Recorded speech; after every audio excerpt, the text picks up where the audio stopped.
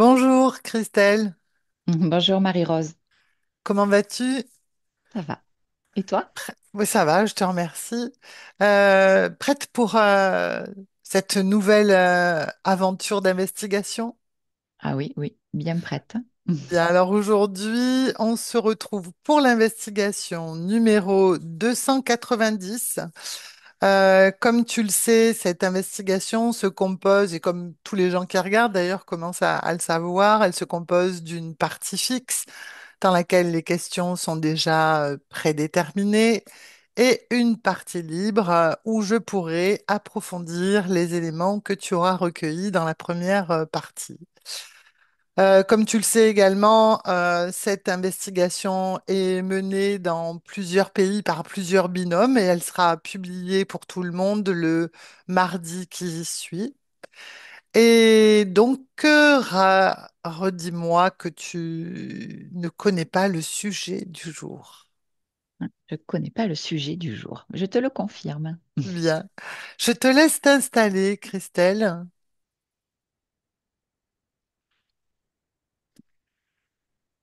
et je t'accompagne avec un petit décompte de 3.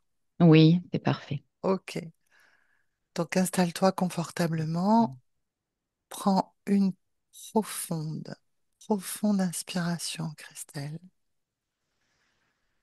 Et à l'expiration, tu vas relâcher les tensions dans le corps, vider ton esprit et te laisser porter par ma voix pour entrer dans une détente de plus en plus profonde.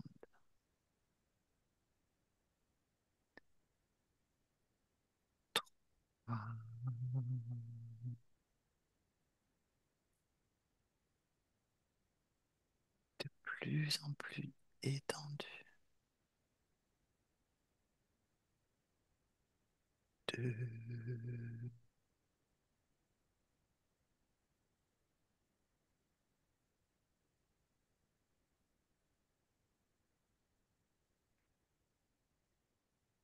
un.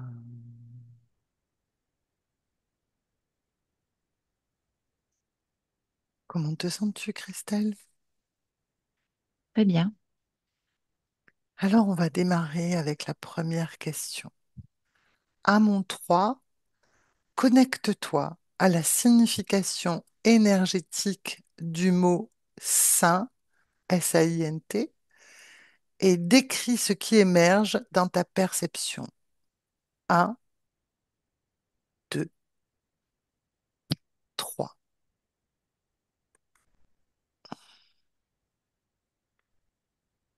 Alors la première image qui m'est parvenue, c'est un genre de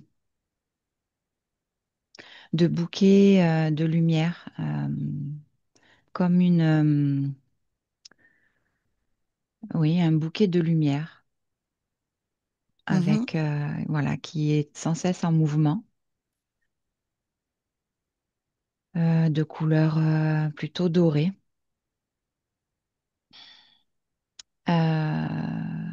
Alors, signification énergétique. Il y a euh, rassemblement, rassemblement et rassemblement autour. C'est d'un point de vue énergétique un mot euh, qui rassemble. mhm, Euh,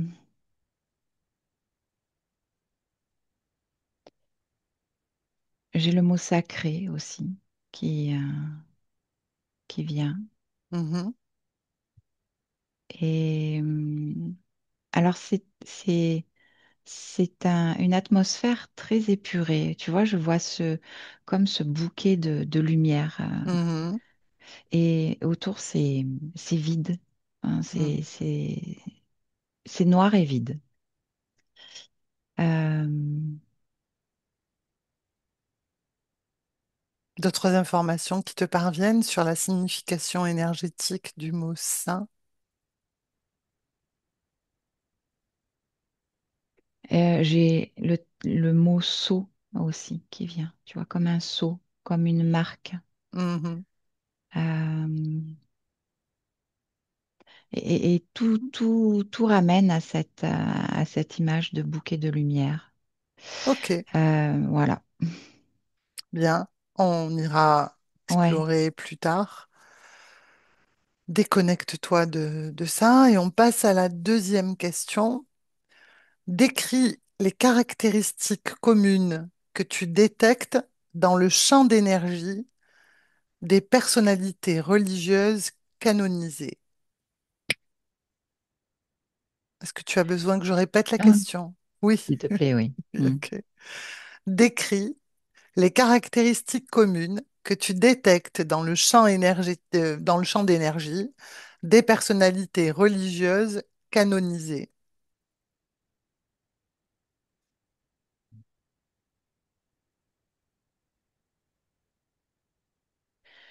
Il y a donc comme un lien sur le plan énergétique. Il y a un genre de corde énergétique qui les relie et qui ramène à ce bouquet de lumière. C'est sur le plan énergétique, c'est c'est comme une guirlande de personnalités, de, de, de ces consciences canonisées, là, incarnées. Mhm, Je vois une guirlande, tu vois, une corde, et ils sont tous reliés par cette corde. mhm, En caractéristique, fréquentiellement, cette corde, elle est de la même couleur que ce bouquet de lumière, là, ce jaune orangé, doré, mhm, que j'ai vu en début. Et ouais, fréquentiellement, euh,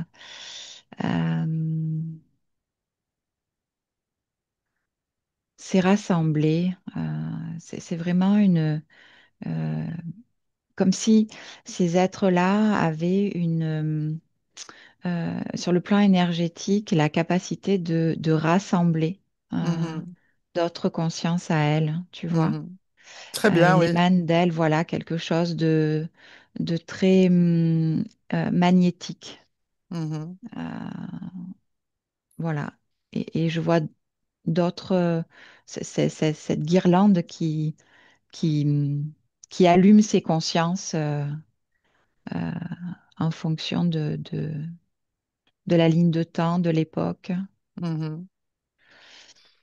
Très bien. Comment tu te sens dans cette ambiance, toi? Assez partagé fréquentiellement. Ça peut être très calme comme très... euh, c'est pas agité, euh, il y a beaucoup d'énergie. Mhm. Voilà, c'est fluctuant. Très Et bien. ça dépend de cette guirlande qui s'allume et qui s'éteint Mhm, et qui est alimentée par cette fontaine, là, c'est ce bouquet de mhm. lumière. Plutôt un bouquet parce que ça part vers le haut, tu vois. Ok, très Mm, bien. mm. On passe à la question suivante, Christelle. Ouais, Existe-t-il une matrice énergétique commune au sein appartenant à des cultures ou à des religions différentes? une matrice, Énergétique commune. ouais, au sein, à Oui, n'importe quel sein. Mm. oui, quelles que soient les cultures ou les religions. Alors, oui. Donc, quand tu poses la question, je vois que cette guirlande de conscience est, euh, est attachée à une espèce de grille, oui, matricielle, euh, où il y a différents points. euh, Elle est alimentée par ces bouquets de lumière que je vois là, Donc, il n'y en a pas qu'un à de bouquet différents. de lumière. Non, non, il n'y en a pas qu'un. Mhm. Et Ces bouquets de lumière sont rattachés à alors quand je prends plus de perspective, hein, que je vois cette ouais, grille, ouais. je vois ces bouquets de lumière et qui ils sont attachés à des égrégores de croyances, donc spirituelles. Et, euh, et et ces guirlandes euh, qui décorent chaque égrégore, c'est assez particulier comme décor, ouais. Mhm.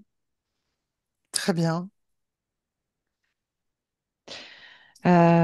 Oui, donc tu demandais si, Il y avait donc une matrice ouais, énergétique commune.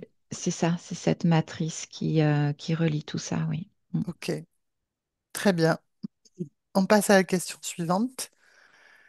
Existe-t-il des traits distinctifs dans le chant d'un saint par rapport à celui d'un pratiquant religieux?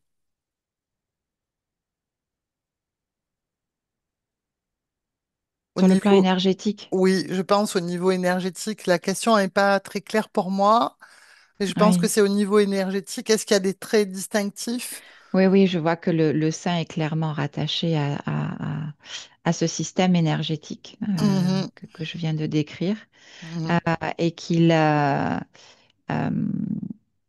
qu'il il éclaire les pratiquants. Tu vois, c'est vraiment mhm, quelqu'un qui, sur le plan énergétique, est très lumineux et va attirer et mener à lui euh, des, des- des consciences qui vont pratiquer, qui vont.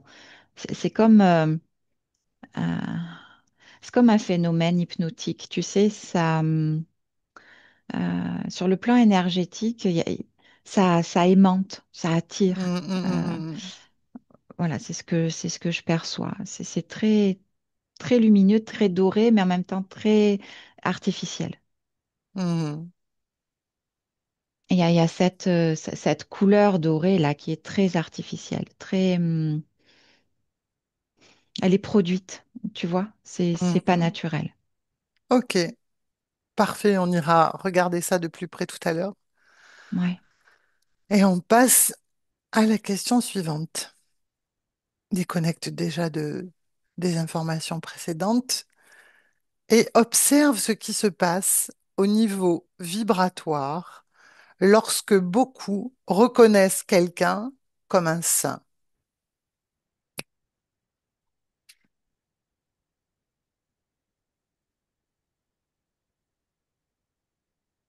Dis-moi.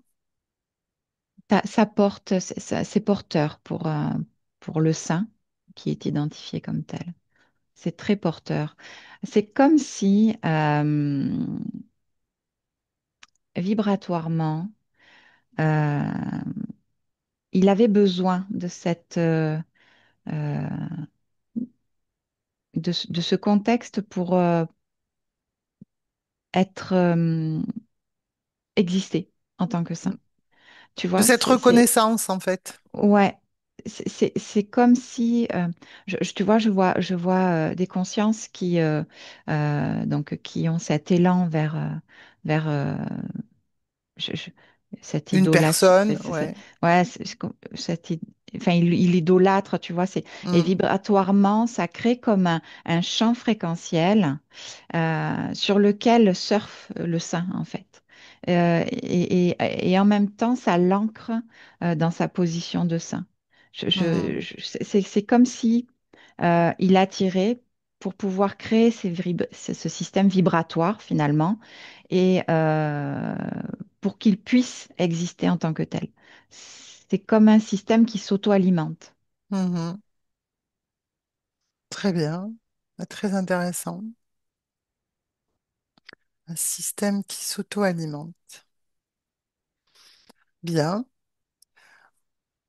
D'autres informations ou on passe à la question suivante, Christelle? Tu veux me répéter la question au cas où?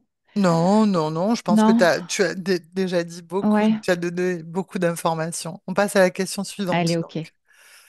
Observe l'influence énergétique d'un saint par rapport au facteur espace-temps. Que perçois-tu ou visualises-tu? Eh bien, je me remets sur cette guirlande, en fait, de Hmm, saints. Euh, Et c'est ce système, parce que pour moi c'est un système que je perçois, euh, il, il a une influence très large au niveau de Mhm. l'espace-temps. Euh, Justement pour... c'est comme si le fait euh, que euh, que la reconnaissance d'un saint à un moment donné allait permettre aux autres de pouvoir s'installer. Mhm. Et tout est interconnecté, en fait. Et les uns n'existent pas sans les autres. Il y a ce genre Une de, interdépendance, c'est ça? d'interdépendance, ouais. On peut le dire comme Entre ça. tous les saints. Oui, c'est comme si euh, le fait qu'il y en ait, qu'il y ait déjà des saints qui soient identifiés dans d'autres espaces-temps permettait à de nouveaux saints de, de, De prendre place. de prendre place. Euh, c'est ouais, c'est interdépendant, c'est très solidaire comme solidaire dans le sens interconnecté. Mhm. Très bien. Les uns n'existent pas sans les autres. Et plus il y en a qui sont reconnus, plus ça continue d'ancrer les autres sur Mhm. tous les plans. Ok, parfait. On revient au système qui s'auto-alimente. C'est ça. Très bien. On passe à la question suivante, Christelle. Observe maintenant uniquement les caractéristiques communes inhérentes au champ énergétique des reliques de saints. Que perçois-tu? Ah, repose-moi la question, Marie, s'il te Bien plaît. sûr, observe uniquement les caractéristiques communes qui sont inhérentes au champ énergétique des reliques de saints. C'est plus clair, Christelle? Ouais, ouais, ouais, ouais. Très bien. Euh, alors, je vois aussi qu'elles sont toutes interconnectées. Mhm, Et il y a comme il y a comme un champ énergétique autour d'elles, autour de ces reliques. mhm, Je vois comme quelque chose avec une forme ovoïde, tu vois. Qui exerce, alors, attends, qui exerce, comme le mot saint et les saints, cette attraction, tu mhm, vois. Ça attire parce que c'est très magnétique. Et le fait d'attirer l'attention et de rassembler autour des consciences, qui viennent soit par curiosité ou par dévotion, ça alimente cette espèce de champ énergétique. Pour le coup, là, c'est très proche de la matière. Je vois mhm. quelque chose de plasmatique, tu vois, un peu plus consistant Le champ que... énergétique, tu le perçois comme Ouais, un peu plus... c'est ce champ énergétique ovoïde autour de ces reliques et très proche de la matière, très... et plus consistant. Je dis, voilà, pour moi, c'est plasmatique. C'est Mhm, le mot qui me vient.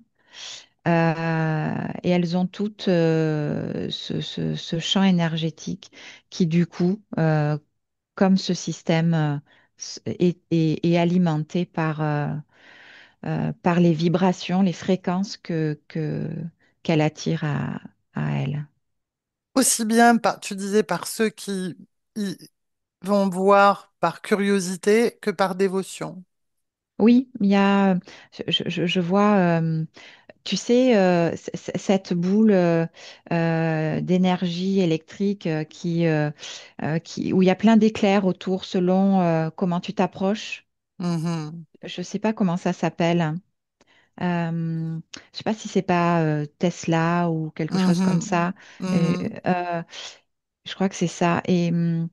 Et quand tu t'approches, il y a un faisceau électrique, une lumière, une espèce d'éclair lumineux qui apparaît. Eh bien, ça fait la même chose quand tu t'approches de ces reliques.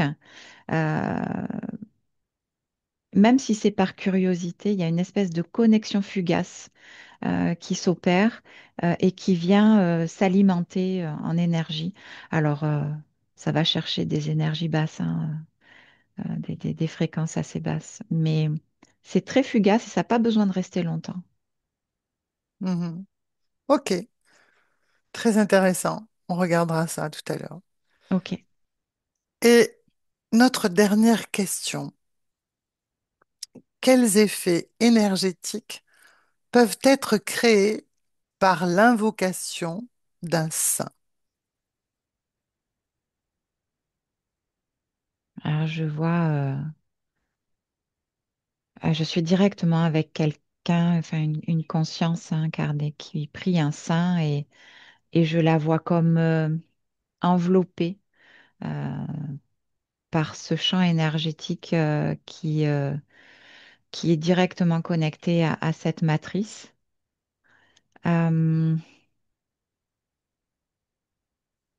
et la question, c'était Les sur effets énergétiques. les effets énergétiques sur la personne. Mm. C'est comme si elle était isolée de son environnement proche et complètement absorbée énergétiquement par par cette matrice. C'est-à-dire que en invoquant un saint, la personne elle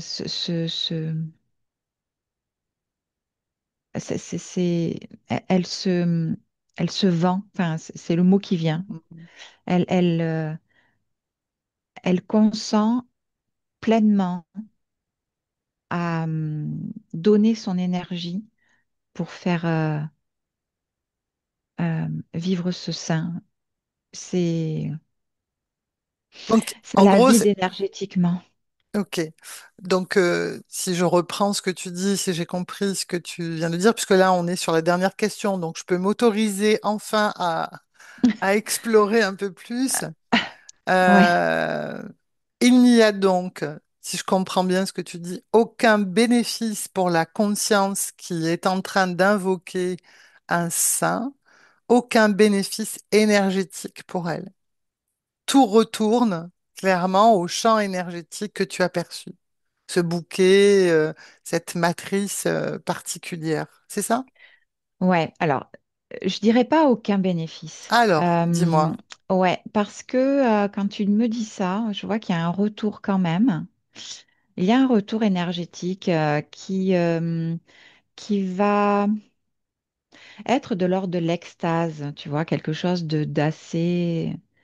euh, d'assez haut fréquentiellement. Qui donne la Euh, sensation à la personne d'avoir une sur le plan réponse ou un physique, oui, bien-être. tout à fait, tout à fait. Il y a comme si euh, il y avait justement cette écoute, tu vois, qui vient remplir fréquentiellement la conscience de façon très positive. Mais c'est très excessif, hein. C'est, euh, ouais, le terme, c'est l'extase, tu vois, c'est une plénitude inexpliquée, un sentiment de plénitude Alors, inexpliquée. justement, c'est intéressant. Je voudrais que tu observes qu'est-ce qui produit ça. Va au cœur de cette fréquence qui retourne à cette conscience et dis-moi comment c'est produit, par quoi? Alors là, je suis du coup sur la capacité de ces énergies liées au sein à attirer ce champ magnétique, en fait, attire, se gorge de dévotion, mais aussi de fréquences basses.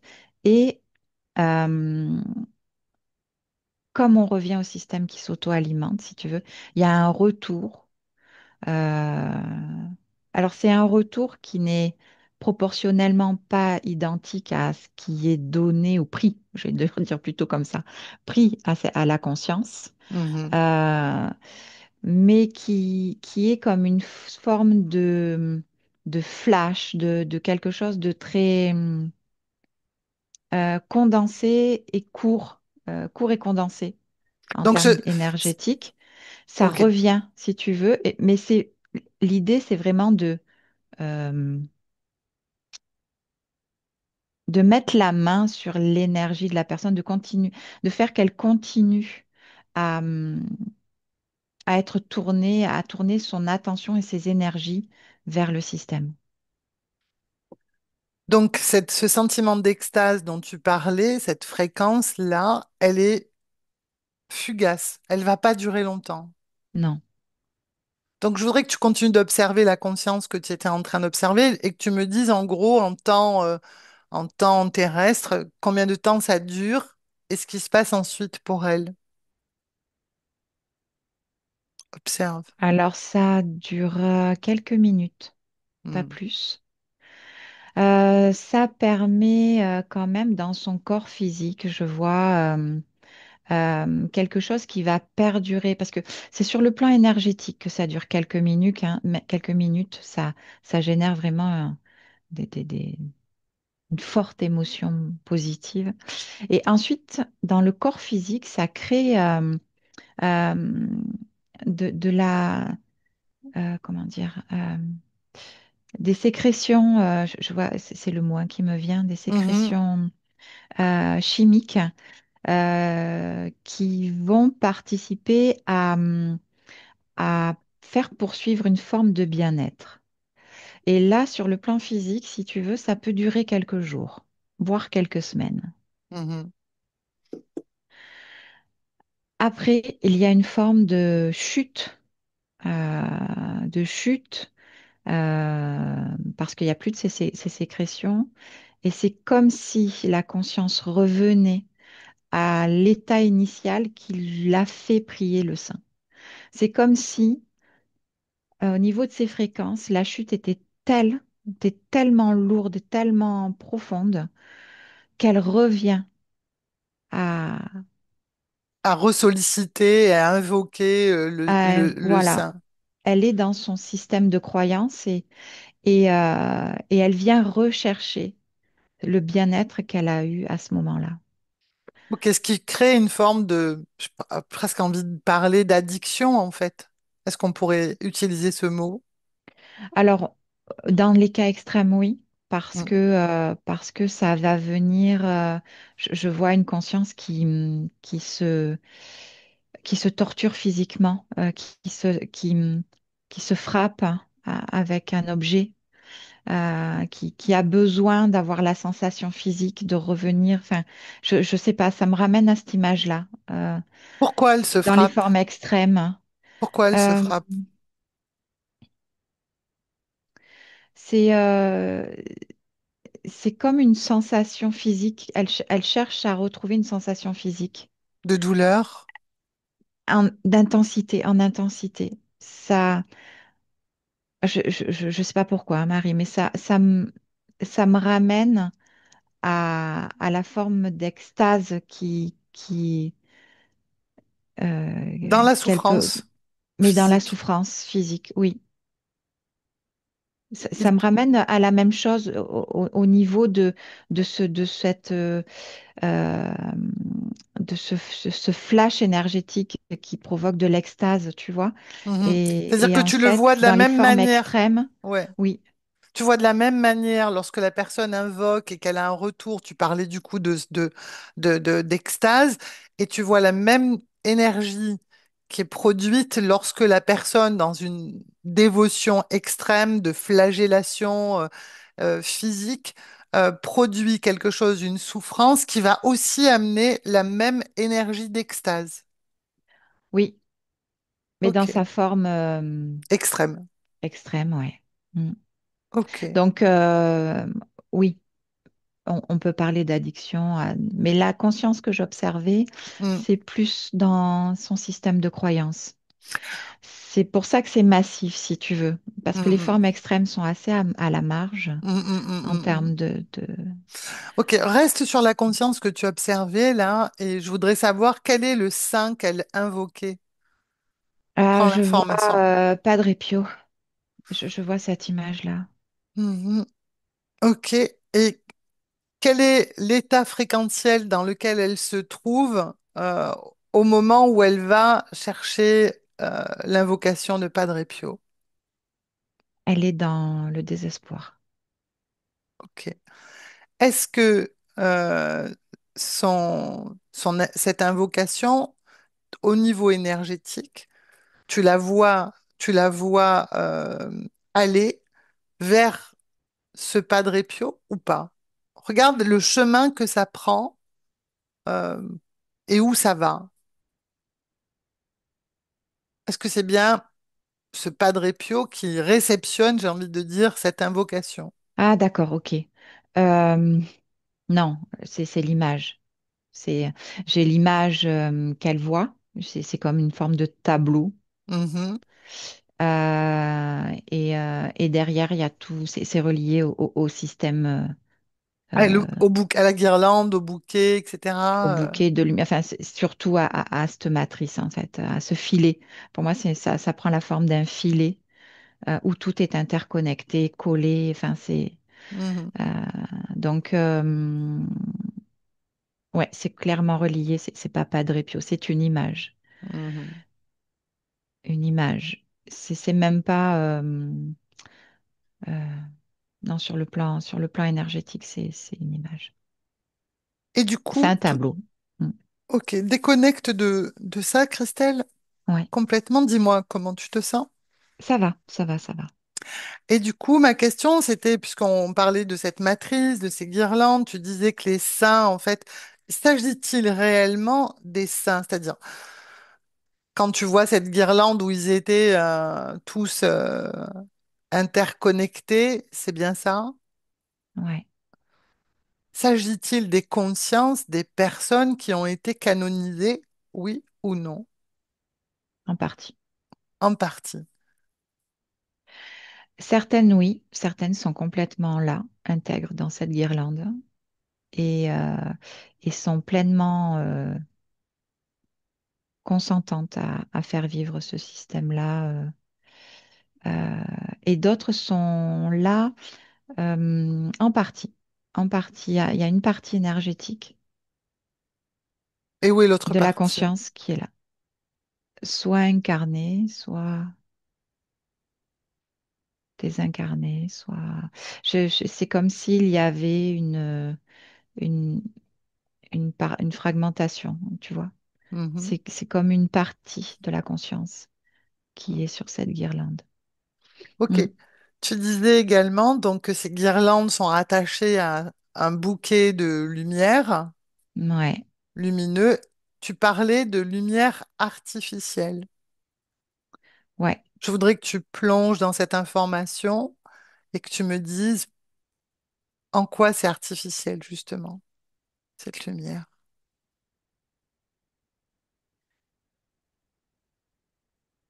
c'est c'est un système de branchement euh,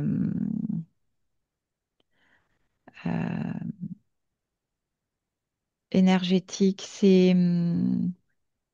Elle est artificielle parce que c'est créé pour faire vivre ce système et du coup, ça prend cette forme-là Cette et couleur aussi. cette couleur. C'est comme si, tu vois, ces guirlandes étaient branchées sur Ce bouquet ce bouquet lumineux qui qui lui-même fait fait partie office d'une de... matrice.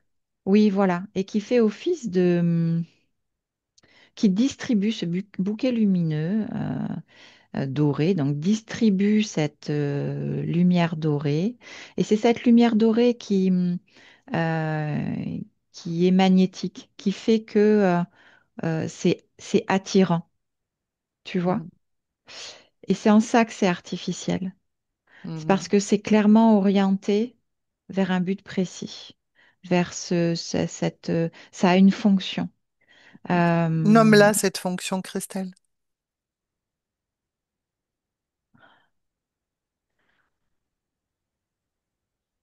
alors c'est ce que je te disais, hein, Rassembler. ouais, c'est attiré. C'est Mm. vraiment quelque chose de très magnétique, de très attirant. C'est fascinant. C'est Prends la caractéristique qui permet à cette énergie d'être magnétique ou attirante. Est-ce que c'est le système de croyance où il y a une particularité dans cette énergie qui la rend justement magnétique et attirante? Observe ça. Alors, je te dirais les deux quand tu me poses la question. Ouais. Et la particularité de cette énergie,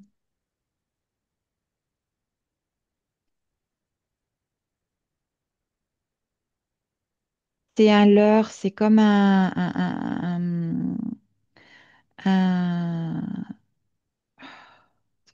j'ai du mal à trouver les mots. Dis ce qui C'est te un vient, leurre. Christelle. Ouais. C'est quelque chose de très artificiel, donc c'est un leurre. Et qu'est-ce qui lui permet d'être un leurre? C'est ce que tu me demandes, hein. Oui, en gros, c'est ça. Il y a un assemblage énergétique, un assemblage de fréquences à cet Dis-moi endroit-là. les fréquences qui sont assemblées alors. Et il y a, il y a la dévotion. C'est vraiment cette forme d'amour artificiel qui fait vivre cette lumière, ce La bouquet. dévotion. Ouais, c'est la dévotion. Et dans la dévotion, si tu veux, il y a toutes sortes de fréquences. Et tu parlais également d'idolâtrie à un moment donné. Oui, oui, ouais, ouais. Il Oui, y a ça ça va aussi. jusque-là. Tu Ouais. vois, la dévotion, elle prend plusieurs euh, Formes, plusieurs formes, plusieurs nuances. nuances. Voilà, nuances, Mm. merci. Il y a plusieurs états, il y a plusieurs Mm. niveaux. Et donc cette attraction, cette énergie de magnétique, elle se compose de ces fréquences-là en fait. Oui, oui, oui, oui. Et donc ces fréquences sont récupérées par, enfin, sont à l'origine, elles proviennent des consciences qui sont dans la dévotion, qui sont dans l'idolâtrie. Oui, oui, oui, C'est une oui. énergie récupérée et utilisée donc. C'est Tout à ça? fait, tout à fait. Ça s'auto-alimente. Mm. Et c'est ce qui permet également, comment dire, quand on parlait de l'invocation tout à l'heure, une espèce de transmutation énergétique pour que le Ah, désespoir qui est à l'origine de l'invocation, il y ait un retour ensuite pour la conscience, pour la partie physique même, d'un sentiment d'extase. Oui, mais qui n'est pas forcément en lien avec la fréquence qui fait que la personne se tourne vers enfin, prie le Ok, sein et dans la prière. Euh, Fréquentiellement, il n'y a pas de transmutation ou de ok. quelque chose comme ça. Elle reçoit cette louche je ne sais pas comment le dire, mais ce flot, cette Mhm. vague Oui, de fréquentiel oui, énergétique, mais ce n'est pas du tout en lien avec la fréquence avec laquelle elle vient. Elle se tourne vers la dévotion très bien, ou l'appel au sein, si tu veux. très bien. Et c'est en ça où euh, j'allais dire pervers parce que ça vient complètement plutôt déstabiliser tout son système fréquentiel. Mhm, Et la conscience ne perçoit que l'extase. mhm, mhm. Bien. Déconnecte de cette information et je voudrais que tu observes, comme tout à l'heure, tu avais pris une perspective large pour observer cette matrice, ces différents bouquets. Combien tu perçois de bouquets lumineux tels que tu en aperçus au départ? C'est fluctuant, Marie. Il n'y en a pas. C'est pas fixe. C'est Mais jamais si, fixe. ouais, Ouais. ça s'éteint, ça se rallume ailleurs. Et regarde qu'est-ce qui C'est- permet que ça s'allume ou que ça s'éteigne, justement. Qu'est-ce qui est à l'origine de cette particularité de ça s'allume ou ça s'éteint? Ça s'allume, en tout cas, ça se crée. Euh, je vois, on parlait d'assemblage vibratoire, hein, Hum, d'un champ hum, vibratoire. Euh, il y a comme une masse vibratoire, voilà, pour moi, c'est comme ça que ça se manifeste, qui va venir allumer un, un bouquet. mhm. Donc, si tu veux, c'est en termes de nombre et d'énergie envoyée vers un sein. D'accord. Donc, ça va venir allumer un bouquet parce que c'est dirigé vers un égrégore en particulier et ça va se prendre la forme de ce bouquet lumineux qui va alimenter toute la guirlande des autres saints, etc. Ok. Combien tu perçois dans ce système-là d'égrégores connectés à ces bouquets? Il y en a beaucoup. Euh, S'il te faut un chiffre, je dirais, j'en ai 504. Ah ouais. Et qui est derrière cette mécanique? Quel est le système interférent? Est-ce qu'ils sont nombreux? Est-ce qu'il y a différents systèmes interférents ou un seul? Je vois plusieurs humanoïdes, Mhm, plusieurs humanoïdes et un plan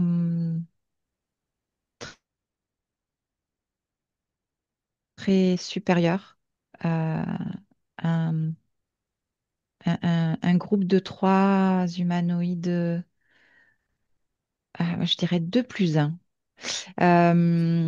très, très lumineux, très, comment dire,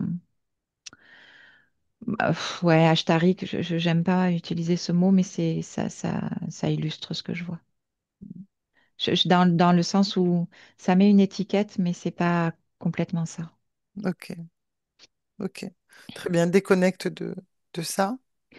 L'info que j'ai hein, dans ce système très large, c'est vraiment ce système est alimenté par l'essence même des consciences. C'est Mm. ouais, L'essence même des consciences. ouais, l'énergie vitale, tu vois, c'est vraiment quelque chose de très très pernicieux. Et c'est particulier comme information. J'ai que euh, certains humanoïdes qui utilisent, enfin, qui font partie du système, mais plutôt proche de cette matrice, Mhm. n'ont pas conscience de, de ce De qui ce se qui se passe passe. au-dessus. Ils sont Ouais. pas. Pourquoi? Il y a comme un. C'est comme s'ils participaient eux-mêmes au Au système. système. Ils récupèrent malgré tout de l'énergie. Ouais. Et Mais leur ils sont... énergie est récupérée par ce petit groupe Ok, ça de- fait un peu comme une pyramide, quoi. Un système pyramidal. Oui, oui, oui, on peut dire ça. Ok, très bien. Déconnecte de tout ça. Oui. dis-moi comment tu te sens après cette observation plus Ça large. va, Marie, ça va. Ok, très bien. Et en fait, j'avais une question de curiosité aussi sur les saints. Le plus souvent dans leur vie, dans leurs manifestations physiques, ils ne sont pas encore considérés comme des saints.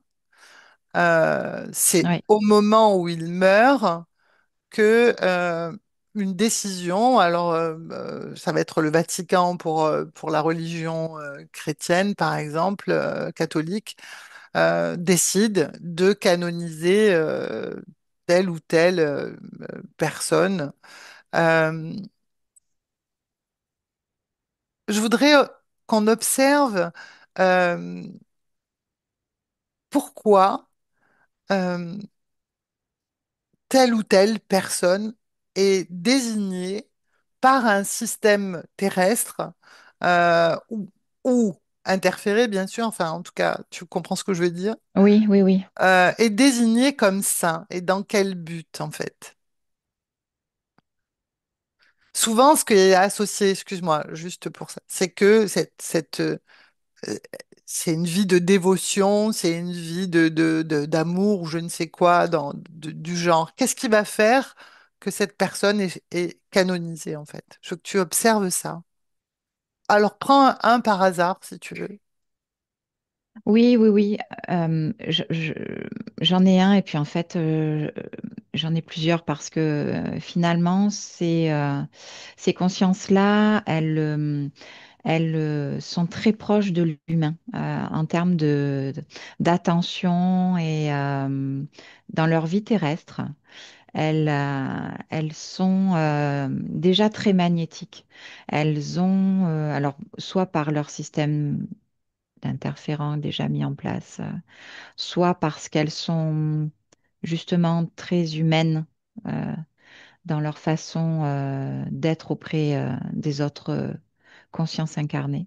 Mhm, Euh, et, euh, et si tu veux, certaines ont déjà des aptitudes qui fascinent. Elles ont quelque chose de différent qui, euh, qui est de l'ordre de l'invisible. Donc, déjà sur le plan terrestre, il y a comme un hameçonnage, tu vois. mhm. Et donc, ça leur permet j'ai le terme un miracle, guérison. Euh, il y a même des phénomènes inexpliqués euh, qu'elles sont en capacité de faire. Enfin bon.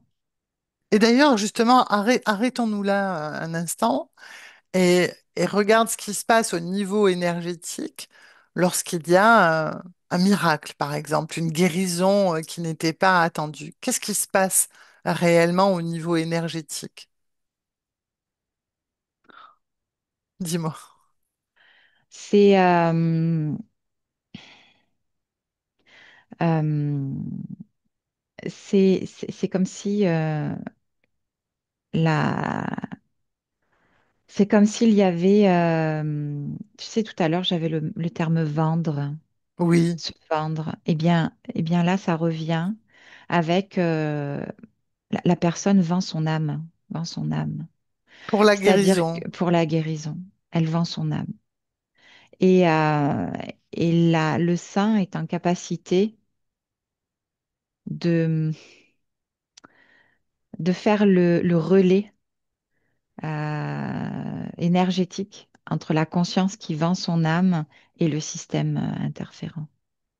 Il y a de toute façon, pour ces personnes qui vont être canonisées saints, dans les terres,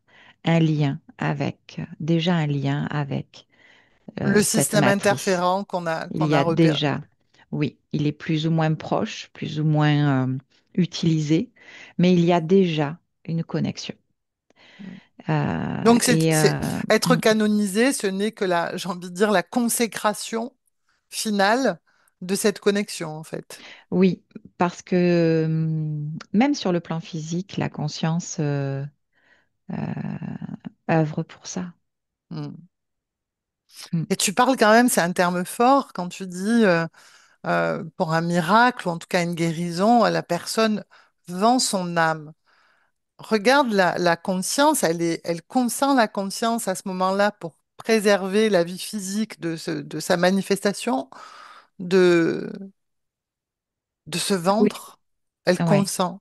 Mais c'est plus subtil que ça, Marie. Dis-moi, Il y a une manipulation de la euh, conscience de déjà au la départ. conscience déjà parce qu'elle est déjà dans ce système de croyance. Hmm. Donc, si tu veux, elle est déjà absorbée par cet égrégore-là. Elle est déjà euh,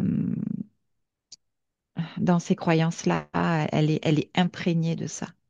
Et du coup, le Parce qu'il y miracle, a quand... eu, Oui, il y dis-moi, a eu déjà, si tu veux, c'est pas une vie, c'est tout un système qui s'est mis en place progressivement. progressivement.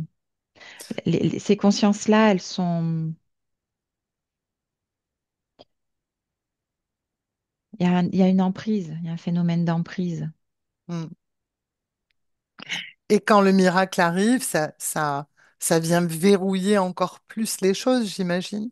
C'est comme ça vient sceller quelque chose. Oui. Hmm. Ça vient sceller, c'est commercial, hein, ça vient sceller un contrat. Euh, tu guéris mon corps physique et je te donne toute l'énergie dont tu as besoin en fait. Hmm. Mais la conscience ne sait pas que ça aura des conséquences délétères Pour la ensuite. suite. Hmm. Mm. Oui, parce qu'il y a un effondrement après. Un effondrement de la conscience. Oui, oui, oui. Hmm. Elle mesure pas du tout sa puissance, en fait. Non, parce qu'elle la donne à l'autre. Hmm. C'est l'autre qui est plus puissant qu'elle. Il y a cette reconnaissance de puissance en l'autre, du pouvoir. Hmm. C'est comme si elle était dépendante de toute façon de son système de croyance. On revient à ça. Hein. Et ça, quel que soit le système de croyance, en fait, puisque ces miracles ou ces saints, on les retrouve dans Mm, bon mm. nombre de Ouais, religions. c'est plus ou moins marqué, Hmm. plus ou moins marqué, plus ou moins fort. Hmm. Ouais. Et Ça dépend de la situation, en fait. Mais dans le fond, reste le même. Dans la forme, plutôt. Dans la forme, le système reste le même. hmm, hmm, hmm, hmm, hmm. C'est le fond qui nuance. Et les consciences qui invoquent un saint, euh, elles sont toutes, comment dire, dans une forme de dévotion. Pourquoi plutôt ce saint qu'un autre? Parce que des saints, il y en a pléthore, en fait. Oui, bah, en fonction de ce que ça va résonner en elle. Hein, et donc, on revient à ce système très magnétique, très attractif. En fait, il y a autant de saints que ce qu'il y a d'actions qui ont été faites sur Terre dans leur Mhm, incarnation. En fonction de l'action, en fonction de l'endroit aussi hein, où ce saint a vécu, en fonction de l'énergie qu'il a laissée dans l'éther, sur un périmètre particulier, ça va venir appeler la conscience. Ça va résonner en elle. Et du coup, euh, ma question, c'est que il y a alors étrangement des saints associés à euh, un secours particulier ou une aide particulière. Est-ce que tu vois ce que je veux dire? Oui, oui, On je va vois. invoquer ce saint parce que celui-là, il est plus, comment dire, sa fonction, c'est plus d'aider à la guérison ou de pas avoir d'accident ou je sais pas quoi dans le Oui, genre. ou quand on a perdu quelque chose, ou Oui, c'est ça, c'est ça. ça peut être des choses très futiles, oui. Et est-ce que ça fait une différence avec une invocation plus comment dire, plus sérieuse, en tout cas plus, où il y a du désespoir, tu vois, c'est un peu En comme ce que fait, tu disais. oui, oui, ça dépend de l'état De la fréquence, fréquentiel. ouais. Oui, oui, oui. Mm, C'est-à-dire que euh, chercher son chemin ou un objet, ou ça va pas impacter fréquentiellement autant que quelqu'un qui est dans la maladie et qui fréquentiellement reste dans une fréquence basse pendant très longtemps, tu longtemps, vois, ouais. Mm, et qui impacte du coup aussi le corps physique. C'est un appel à l'aide, c'est un appel au secours, tu vois. mm, mm, mm, C'est, je vois que toute la conscience, tous les corps sont engagés mm, mm, mm. Dans cette quand c'est invocation, quand il lourd, y a voilà. du désespoir, ok. Voilà, que dans les autres, même si ça peut être très, comment dire, fréquent, l'appel à des saints en particulier, enfin, tu vois, on parlait de choses futiles tout à l'heure. Ça peut être fréquent, mais c'est fugace fréquentiellement. Il n'y a pas de, Mm, ça va amener euh, un agacement, mm, mm, mais rien qui va rester ou rien qui va impacter. mm, mm. Très bien. Ouais. Déconnecte de tout ça. Et je voudrais juste en dernier lieu, puisqu'on n'est pas loin du temps imparti, qu'on regarde ce que tu observais autour des reliques qui étaient interconnectées dans ce champ aussi énergétique et qui exerçaient une attraction parce que c'était très magnétique. Et tu observais des espèces de flashs électriques quelle que soit l'intention ou la fréquence, soit de curiosité, soit de dévotion qui était à l'œuvre dans l'observation d'une relique ou dans le fait d'aller observer, d'aller regarder une relique. Tout à fait. Et je voudrais que tu observes ce mouvement, en tout cas, qu'est-ce que ça vient produire énergétiquement? Qu'est-ce qui est récupéré? Tu disais qu'il y a des choses qui étaient récupérées à partir de là. Ouais, ouais, ouais. Ça vient se connecter à des fréquences basses chez la personne qui vient regarder. Et ça la vide énergétiquement, ça lui prend de l'énergie vitale. Tu vois, j'observe une personne qui vient voir une relique en particulier, voilà, parce Avec elle quelle est intention? avec juste la curiosité, tu Ok. vois. On peut dire que c'est un visiteur, Mhm. voilà. Et je vois sur le plan éthérique cette espèce d'arc énergétique, d'arc lumineux qui vient se connecter à elle le temps de l'observation. Et elle repart, elle est épuisée, mais épuisée. C'est-à-dire qu'elle comprend pas. Voilà, elle a une fatigue physique qui vient s'opérer parce que il y a de l'énergie qui lui a été prise. Le fait Ah, de venir oui, observer, ouais. si tu veux, c'est des reliques et ça vient chercher sur le plan subliminal quelque chose de l'ordre de la mort, tu vois. Mhm. Et je vois que le système est vraiment euh, organisé autour de ce que ça va produire chez les consciences. Et pour les consciences qui sont curieuses, ça vient chercher ça, tu vois. Un peu cette curiosité et en même temps, ça vient percuter leurs croyances autour de la mort, s'il n'y a pas de croyances religieuses, tu vois. Mhm. Et, hum, et ça vient se percuter là-dedans. Ouais. Et observe sur une quantité de personnes plus importante si ça fait la même chose. Parce que là, tu as observé quelqu'un, je voudrais que tu regardes sur plusieurs personnes qui y vont sans aucune forme de dévotion, aucune forme de croyance, juste parce qu'elles visitent, c'est un peu un parcours touristique, on va dire, et voilà, il y a une relique à aller regarder. Et regarde si ça produit les mêmes choses au niveau énergétique, cette fatigue que tu observais après. Alors oui, plus ou moins fortement. Mais oui, c'est plus ou moins intense. Tout dépend de ce que la personne euh, va, va produire comme fréquence et comme pensée au moment où elle est devant cette relique.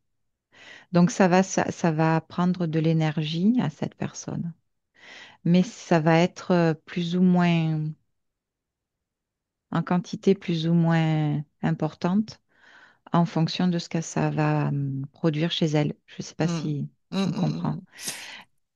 Mais je vois ce système d'arc. mm, mm. Euh, c'est presque intelligent. Alors, c'est ça que je Euh, voudrais, parce que tu ouais, parlais de plasma. Je voudrais que ouais. tu me donnes précisément les caractéristiques de cette espèce de champ plasmatique. Il y a une empreinte énergétique d'une conscience. C'est ce que je Laquelle de ressens. conscience? La conscience Attachée à la associée, relique. attachée à la relique. Est-ce Ouais. que ça rejoint ce que tu disais tout à l'heure de possible fragmentation des consciences dans les guirlandes? Ah oui, c'est connecté. Ok. Tout à fait. Donc, il y a la- au niveau énergétique, le plasma, ce champ plasmatique, c'est aussi parce qu'il y a une conscience, une partie d'une conscience dans cette relique. Ouais. Ouais. Est-ce que c'est vrai? Donc, si tu prends la perspective, est-ce que c'est le cas de toutes les reliques en général Non, ou de la majorité des reliques? la majorité. La Lorsqu'elles sont majorité. réellement associées aux personnes qui étaient euh, attachées, enfin, qui étaient rattachées à cette relique? Oui, oui, oui. Parce qu'en fait, ce que j'ai comme information, c'est que pour toutes les reliques, l'intention est la même, hein. C'est de Mhm, créer. Mais ça marche pas à tous les coups. mhm. Euh, c'est comme s'il y avait nécessité d'une certaine quantité d'énergie de la conscience. Il y a tout un...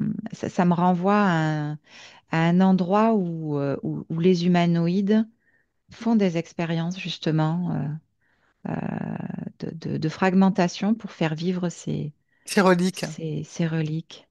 Et tu vois, je sentais une intention dans ces espèces d'arcs électriques, d'arcs Mm, énergétiques vers les personnes qui viennent visiter les reliques ou prier les reliques. C'est c'est clairement lié à ce fragment de conscience mm. qui, pour vivre pour elle-même, Pour s'alimente continuer, aussi. ouais, ok. A Ouais, besoin de cet élan, soit de oui, curiosité, soit de dévotion. vient se Ok, connecter énergétiquement, ouais, aux visiteurs. très intéressant. Et et sur le plan subtil, hein, je vois aussi que toutes ces reliques forment aussi une forme de guirlande qui vient se superposer ou se connecter au sein, à celle des saints. C'est, Un système assez complexe, donc. c'est ça, très complexe. Bien. Prête à rentrer? Prête? Ouais. Comment tu te sens, Christelle? Non, ça va, ça va. Merci. Bien. Alors, tu vas te déconnecter complètement de tout, de tous, toutes ces informations, toutes ces fréquences qui ne sont pas les tiennes. Tu te déconnectes complètement et tu reviens dans ton corps, ton espace à toi, tes fréquences. Et tu retrouves tout ça avec joie et plaisir. Et tu diffuses dans ton corps, Christelle, les fréquences qui sont les tiennes, qui te sont familières, qui soutiennent ton corps, qui produisent joie et sérénité en toi.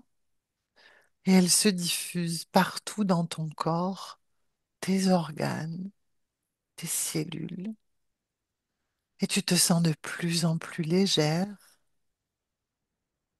et tu te sens profondément et merveilleusement bien pour poursuivre cette journée. Et quand tu es prête, tu peux ouvrir les yeux. On est en 2025. Ah oui, tu fais bien de préciser. Ça va, tu es bien revenu? Oui, c'est bon, je suis là.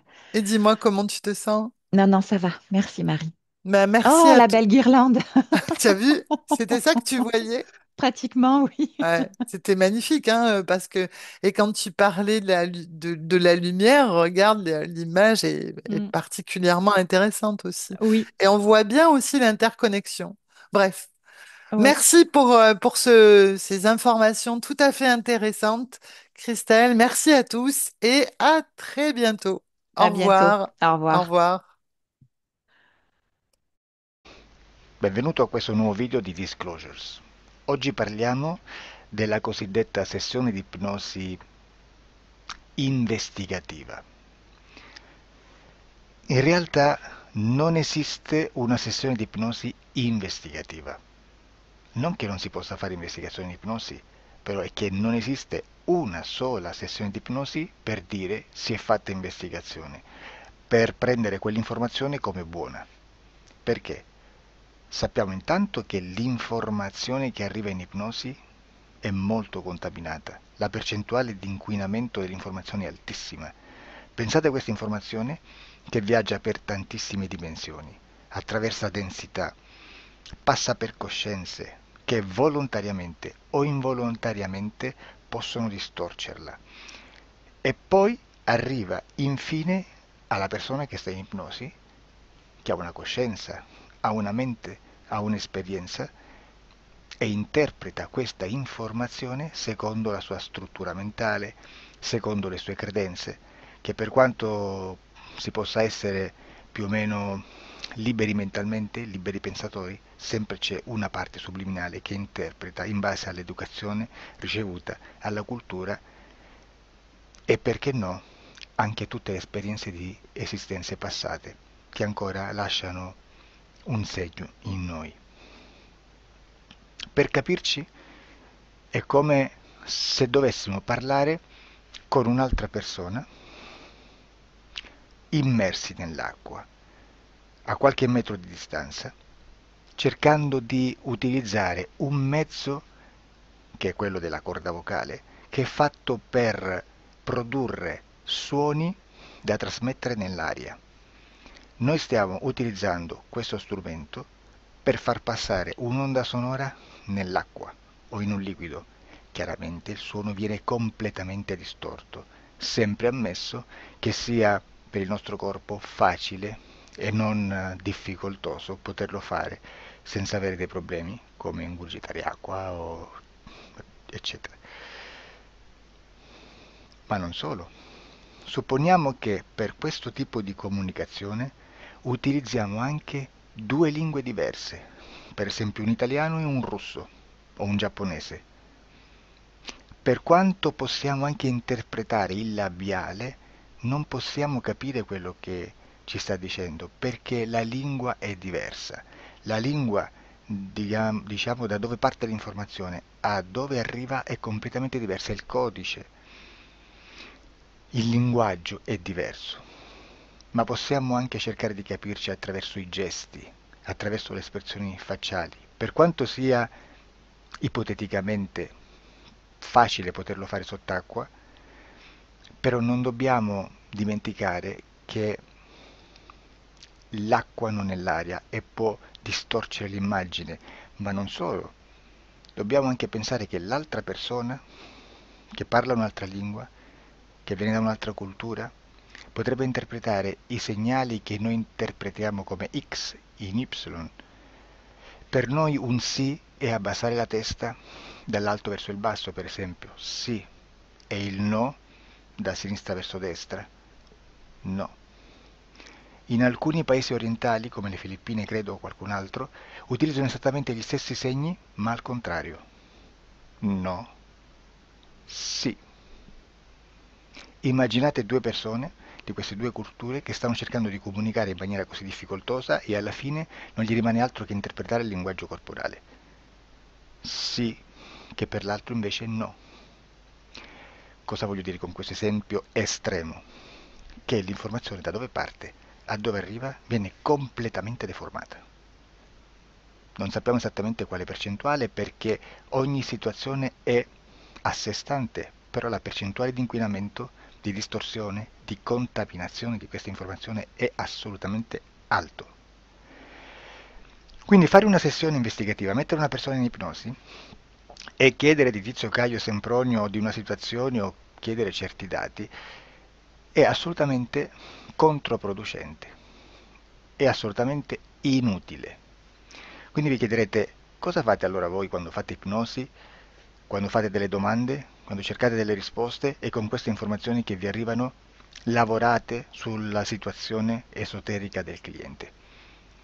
Beh, non facciamo altro che recuperare questa informazione solamente per arrivare al problema del cliente e poi lavorarci. Quindi il valore dell'informazione non è quello di un'istruzione, quello di memorizzare dei dati e di prenderli per buoni, ma è un veicolo di movimento, di trasporto verso la causa del problema per poi lavorarci. Quindi lo scopo di questo tipo di informazione che si prende dalla singola sessione è completamente un altro. Come si fa quindi? Investigazione in ipnosi. Il lavoro non è semplice, il lavoro è lungo, difficoltoso, stancante. È necessario farlo anche in squadra perché bisogna moltiplicare il numero di sessioni da fare e una sola persona potrebbe farlo soltanto in un tempo estremamente largo. Noi abbiamo delle informazioni che prendiamo ormai per buone, ci lavoriamo, danno dei risultati e quindi per noi sono buone. E come abbiamo fatto ad avere queste informazioni? Per esempio, come facciamo a sapere che un extraterrestre chiamato il cosiddetto grigio è più o meno alto X, poi ci sono magari quelli anche un po' più alti, ma hanno un corpo strano, hanno una pelle grigio-verde, hanno degli occhi grandi a mandorla neri, senza una pupilla visibile, non hanno quasi bocca né naso né orecchie, hanno soltanto delle fessure, non hanno organi genitali, hanno degli arti molto più lunghi rispetto alla proporzione che potrebbe avere il corpo umano, e di solito hanno meno dita delle 5 del corpo umano, eccetera, eccetera, eccetera. O se no prendiamo un altro tipo di essere che possiamo incontrare in ipnosi, come facciamo a dire che hanno delle somiglianze con i rettili, gli animali rettili terrestri o gli invertebrati, gli insetti terrestri? Perché? Perché siamo sicuri di questa informazione e ci lavoriamo e quando ci arriva la prendiamo già per buona, nonostante sia anch'essa contaminata. Perché queste informazioni sono arrivate da tantissime sessioni, fatte da tantissime persone, con tantissime altre persone sotto ipnosi e che nel contesto di tutto il lavoro gli uni non sanno, non sapevano degli altri. Questo dato può essere più o meno rilevante, sempre c'è contaminazione e quindi possiamo prendere per buono anche un gruppo di lavoro dove l'uno possa sapere dell'altro. Ci potrebbe essere una contaminazione del contesto di quel gruppo di lavoro, ma si aggiunge semplicemente una piccola percentuale di questa contaminazione a già la grande che esiste. Non è così impossibile lavorarci.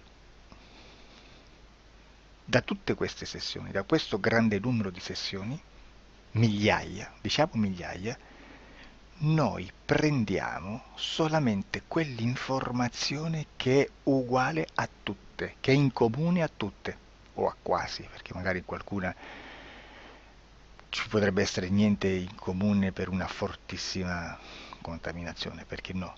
Ma dobbiamo prendere una stragrande maggioranza, proporzionalmente abnorme rispetto a quello che potrebbe essere un minimo di scartabile, e lì possiamo prendere per buona questa informazione. Quindi se noi su 10.000 persone diverse, con operatori anche diversi, in cui in ogni sessione vediamo un essere che più o meno ha le stesse caratteristiche del grigio o dell'insettoide, a forma di mantide religiosa, o il rettile a forma di lucertola, per esempio, di serpente o di quello che sia, o se vediamo il pianeta Marte più o meno di colore rosso, o se vediamo dei sotterranei eterici, non fisici, nel sottosuolo terrestre, soprattutto sotto le grandi città, dove c'è concentrato molto potere, molta energia di questo tipo, e chi più ne ha chi più ne metta. Se vediamo degli impianti che hanno certi tipi di funzioni, certi tipi di forme in certe parti del corpo, e questa informazione la ritroviamo tutta o quasi in tutte le sessioni fatte, eseguite, realizzate da tanti anni a questa parte, significa che quella è una informazione affidabile. E vi posso garantire che stiamo parlando di una percentuale bassissima. Su un 100% staremo, credo, forse più in basso di un 2-3%. Immaginate, tutto il resto è spazzatura, è informazione spazzatura. Sì, spazzatura.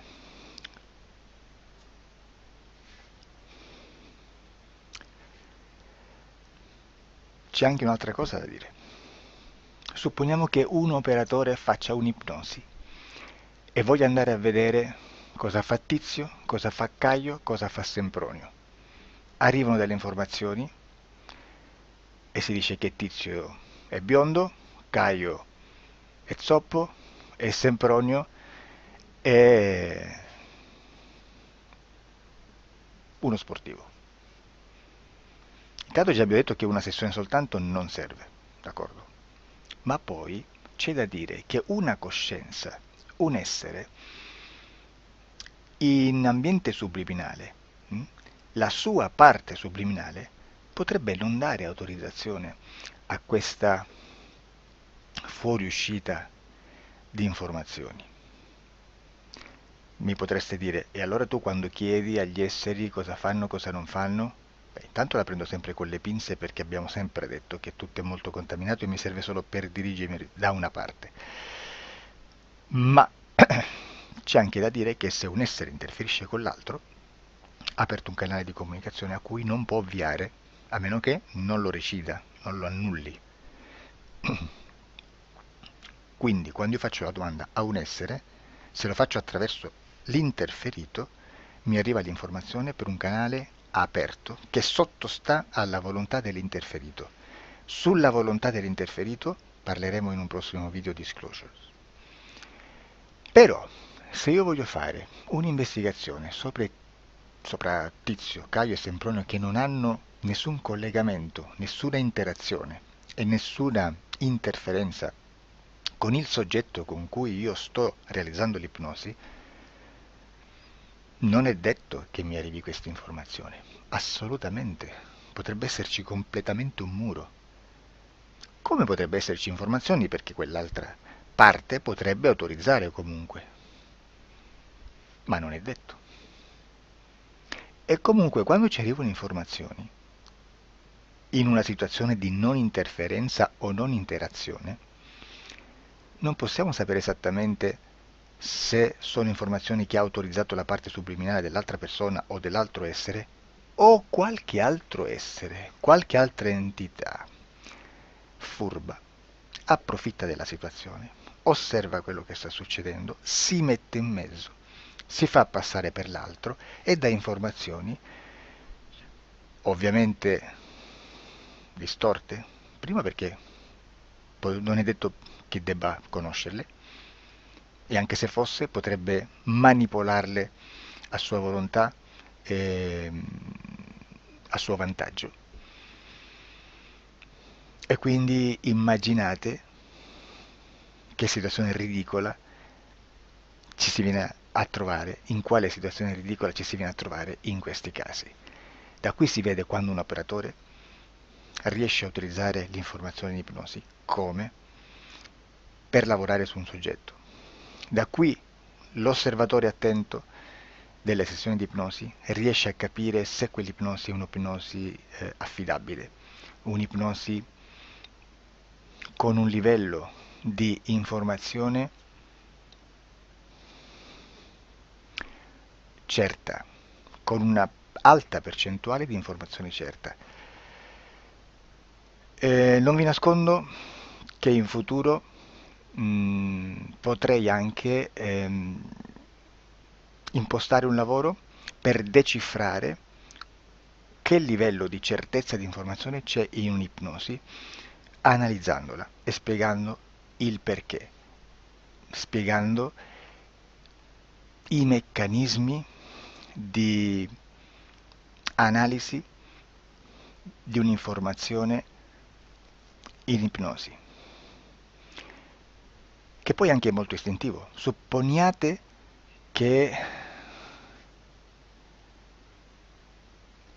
Supponiamo che dobbiamo cercare un'informazione su internet, per esempio un fatto di cronaca. Voi preferite mettervi su un sito ufficiale? A caso. L'ANSA in Italia, ADN Kronos, qualche telegiornale che per quanto possano manipolare l'informazione ad alti livelli, comunque possiamo dare affidabile la fonte dell'informazione che viene trasmessa. Non possono trasmettere una bufala sicuramente. Verrà sicuramente manipolata ad altri livelli. Ne parleremo in altri video, ma a livello base la fonte è certa. Sicuramente non andrete a cercare questa informazione sul primo sito, il primo blog che vi passa davanti e magari c'ha 4 followers. Perché? Perché non vi dà nessuna garanzia della certezza della fonte. Non c'è un controllo né nella struttura interna di questa agenzia di informazione e né dal grande pubblico, che per la quantità di persone che attingono quell'informazione si può dedurre se l'informazione è certa o meno, perché è un'informazione che passa in un pubblico così vasto che se ci dovesse essere una distorsione con la realtà è molto probabile che venga fuori. Credo che abbia detto quasi tutto sulle sessioni investigative.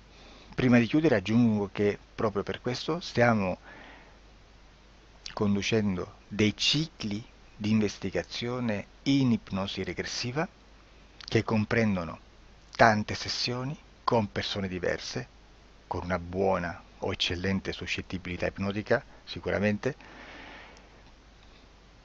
per poter indagare su spazi ristretti su alcuni temi. Perché dico spazi ristretti? Perché se andiamo a prendere eventi grandi nel tempo, nello spazio, storici, parlare di qualcosa di molto generico implica una quantità di sessioni abnorme.